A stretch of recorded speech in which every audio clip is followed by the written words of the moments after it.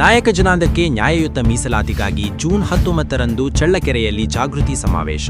ಅನಿಲ್ ಕುಮಾರ್, ಮೊಳಕಾಲ್ಮೂರು.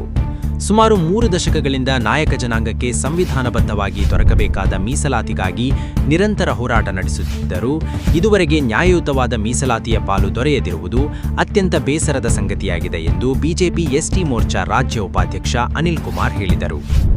ಪಟ್ಟಣದಲ್ಲಿ ನಡೆದ ಪತ್ರಿಕಾಗೋಷ್ಠಿಯಲ್ಲಿ ಮಾತನಾಡಿದ ಅವರು, ನಾಯಕ ಜನಾಂಗದ ಸಾಮಾಜಿಕ, ಶೈಕ್ಷಣಿಕ ಹಾಗೂ ಆರ್ಥಿಕ ಅಭಿವೃದ್ಧಿಗೆ ಸೂಕ್ತ ಮೀಸಲಾತಿ ಅತ್ಯಗತ್ಯವಾಗಿದೆ.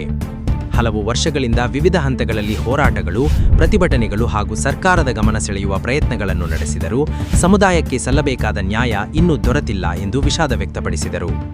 ಈ ಹಿನ್ನೆಲೆಯಲ್ಲಿ ಸಾಮಾಜಿಕ ನ್ಯಾಯಕ್ಕಾಗಿ ಹಾಗೂ ನಾಯಕ ಸಮುದಾಯದ ಹಕ್ಕುಗಳ ಕುರಿತು ಜನಜಾಗೃತಿ ಮೂಡಿಸುವ ಉದ್ದೇಶದಿಂದ ಇದೇ ತಿಂಗಳ 19ರಂದು ಚಳ್ಳಕೆರೆಯಲ್ಲಿ ಬೃಹತ್ ಜಾಗೃತಿ ಸಮಾವೇಶ ಹಮ್ಮಿಕೊಳ್ಳಲಾಗಿದೆ.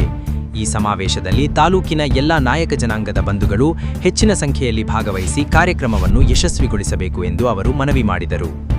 ಸಮುದಾಯದ ಹಕ್ಕುಗಳ ರಕ್ಷಣೆ, ಮೀಸಲಾತಿ ಸಂಬಂಧಿತ ಬೇಡಿಕೆಗಳ ಈಡೇರಿಕೆ ಹಾಗೂ ಸರ್ಕಾರದ ಗಮನ ಸೆಳೆಯುವ ನಿಟ್ಟಿನಲ್ಲಿ ಈ ಜಾಗೃತಿ ಸಮಾವೇಶ ಮಹತ್ವದ ಹೆಜ್ಜೆಯಾಗಲಿದೆ ಎಂದು ತಿಳಿಸಿದರು.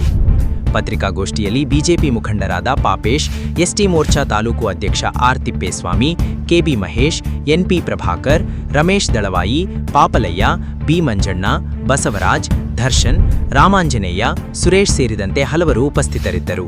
ರಿಸರ್ವೇಶನ್ 75% ಇದೆ ಅಂತ ಹೇಳ್ಬಿಟ್ಟು ಸುಳ್ಳು ಆಶ್ವಾಸನೆ ಕೊಡ್ತಾರೆ. ಇಲ್ಲಿ 50% ಕ್ರಾಸ್ ಆಗಿರೋದ್ರೆ ಸಮರ್ಥನೆ ಮಾಡ್ಕೊಂತ ಇಲ್ಲ.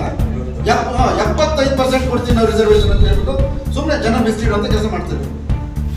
ಹಾಗಾಗಿ ನಮ್ಗೆ ಇರೋ ಪಾಪ್ಯುಲೇಷನ್ ಕಾನ್ಸ್ಟಿಟ್ಯೂಷನಲ್ ಸೇಫ್ ಗಾರ್ಡ್ ತಗೊಂಡು ಸಮರ್ಥವಾಗಿ ವಾದ ಮಂಡನೆ ಮಾಡಿದ್ರೆ ಸ್ಟೇ ಸಿಗ್ತಾ ಇರಲಿಲ್ಲ.